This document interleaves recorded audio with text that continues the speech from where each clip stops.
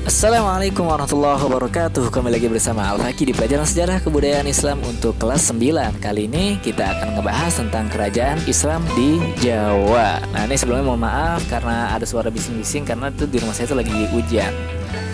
Oke, yang pertama tentang kerajaan Demak. Nah, ini latar belakangnya gimana sih? Latar belakang berdirinya itu adalah karena semakin meluasnya pemerintahan kerajaan Majapahit yang menguasai wilayah-wilayah pesisir utara Pulau Jawa. Nah, ini mulanya nih latar belakang berdirinya kerajaan Demak, yaitu dari kerajaan Majapahit. Yang Majapahit itu agak kerajaan yang non Islam.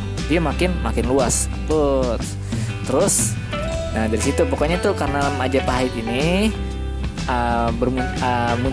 lahirlah suatu kerajaan Islam bernama Demak. Sebenarnya kisahnya panjang, cuman nanti kita kisahkan di luar video ini.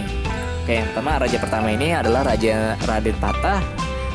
Bisa dibilang Raden Patah ini adalah putra terakhir dari Raja Majapahit, ya kan? Terus penyebaran agama Islam yang pesat. Jadi tuh Demak ini dengan kerajaan Demak ini, nah Islam tuh makin pesat berkembangnya. Kegiatan dakwah yang gencar dilakukan oleh para wali serta adanya bantuan ulama-ulama dari daerah-daerah pesisir, misalnya dari Cirebon dan Tuban. Oke, terus pengukuhan Raden Patah itu menjadi Raja Demak dipimpin oleh Sunan Ampedenta dan didukung para sunan lainnya, alias yang biasa kita sebut dengan Wali Songo. Setelah Raden Patah meninggal, pemerintahan Demak dipegang oleh putranya yang bernama Pati Unus, kurang lebih 4 tahun nih berkuasa. Dilanjutkan oleh Sultan Trenggono, dilantik oleh Sunan Gunung Jati dan diberi gelar Sultan Ahmad Arifin, dan agama Islam semakin berkembang lagi. Dengan meninggalnya Sultan Trenggono, kerajaan Demak mengalami kemunduran serta terjadi perebutan kekuasaan oleh Sunan Prawoto dengan Arya Penangsang. Nah, Arya Penangsang ini yang dulunya awalnya itu Bupati Jipang, itu berhasil membunuh Sunan Prawoto. Nah, gak heran kalau dulu itu kerajaan-kerajaan itu kesanan family itu ada aja yang rebutan kekuasaan gitu kan, yang pengen jadi raja. Terus kita lanjut dulu. Keinginan Arya Penangsang untuk merebut tahta dihalangi oleh menantu Sultan Trenggono bernama Jaka Tingkir. Dia udah berhasil ngebunuh rivalnya, ada lagi yang ngehalangin, itu sampai Jaka Tingkir.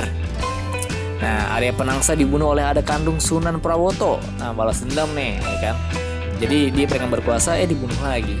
Dengan kematian Arya Penangsang, Jaka Tingkir menduduki tahta kerajaan Demak bergelar Sultan Hadiwijaya. Nah, Jaka Tingkir tuh terkenal banget dah. Di bawah pimpinan Sultan Hadiwijaya, kekuasaan Demak semakin luas, menambah daerah pedalaman ke arah timur, masuk ke daerah Madiun. Kemudian di aliran anak sungai terbesar yaitu Sungai Bangawan Solo sampai daerah Blora dan Kediri. Ini di sini di bawah Jaka Tingkir, Demak makin kuat, makin meluas. Sultan Hadiwijaya itu meninggal pada tahun 1587 Masehi dan digantikan oleh putra dari Sunan Prawoto yang bernama Arya Pinggir. Pangeran Benawa atau bisa dibilang anak Sultan Hadiwijaya itu nggak puas. Ia meminta bantuan kepada Ki Ageng Mataram untuk merebut kekuasaan. Berhasil pada tahun 1588. Nah, di sini ada lagi perebutan kekuasaan. Kekuatan utama perekonomian kerajaan Demak itu adalah dari pertanian. Nah, Jawa tuh banyak petani kan. Untuk lebih memperkuat perekonomiannya, kerajaan Demak memperluas wilayah kekuasaannya melalui cara-cara militer, yaitu menaklukkan beberapa pelabuhan potensial seperti Separa, Sedayu, Tuban, dan Gresik. Dengan begitu, Demak menjadi sangat berperan sebagai pelabuhan penghubung antara pelabuhan Malaka dan Makassar, sehingga terbentuklah suatu jalur perdagangan yang ramai. Terus masih ada terusannya nih. Setelah Malaka jatuh ke Portugis, kerajaan Malaka yang sebelumnya itu jalur perdagangan yang diupayakan tersebut terputus. Yang tadinya rame karena dikuasain Portugis jadi sepi yang nguasain karena Portugis. Demak berusaha merebut Malaka dari Portugis sebagai upaya pemulihan jalur perairan, namun gagal. Dalam bidang keagamaan, penyebaran agama Islam dan pengaruhnya dapat meluas di seluruh wilayah kerajaan Demak karena banyak dibantu oleh para wali. Nah, itu para ulama yang biasa kita sebut dengan Wali Songo. Nah, peninggalannya itu yang masih ada itu ya ini nih, Masjid Demak gitu. Kalau jalan-jalan ke Demak jangan lupa mampir ke situ. Oke, yang kedua ada Kerajaan Banten, yang mana asal mulanya ini diawali oleh kedatangan Syarif Hidayatullah, yaitu salah seorang dari Wali Songo. Tahun berapa? Tahun 1526 Masehi ketika ia menundukkan Pajajaran dan Banten.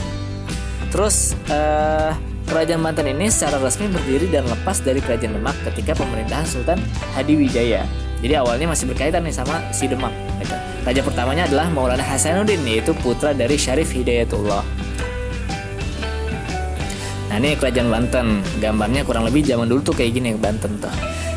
Kerajaan Banten mencapai puncak kejayaannya pada masa pemerintahan Sultan Ageng Tirtayasa. Saat itu pelabuhan Banten telah menjadi pelabuhan internasional sehingga perekonomian Banten maju pesat.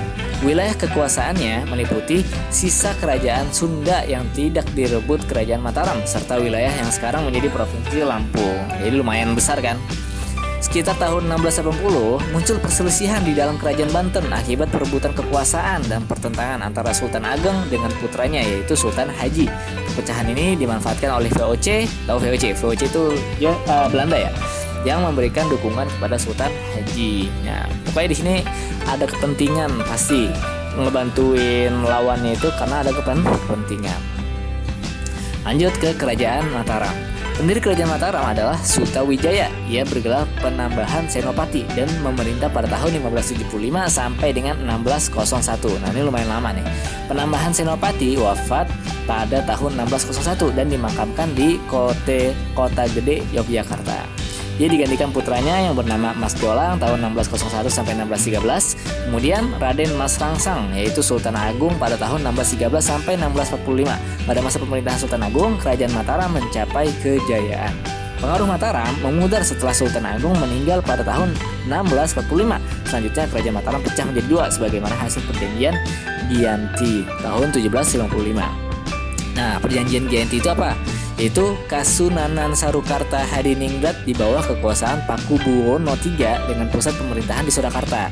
Terus Kesultanan yang Ngayogyakarta Hadiningrat di bawah kekuasaan Pangeran Mangkubumi yang bergelar Sultan Hamengkubuwono I dengan pusat pemerintahannya di Yogyakarta. Gitu. Nih kalian hafal gak ya? Saya juga belum hafal ini sebenarnya nih. Cuman yang penting kenal dulu nih kerajaan-kerajaan Islam yang ada di Indonesia. Oke, lanjut dulu. Pada tahun 1813 terjadi perpecahan lagi sehingga Kerajaan Mataram akhirnya terpecah menjadi 4 kerajaan kecil.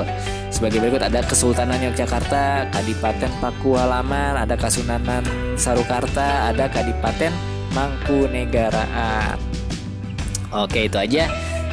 Sekilas kita mengenal tentang kerajaan Islam yang ada di Pulau Jawa. Kurang lebihnya maaf. Wassalamualaikum warahmatullahi wabarakatuh.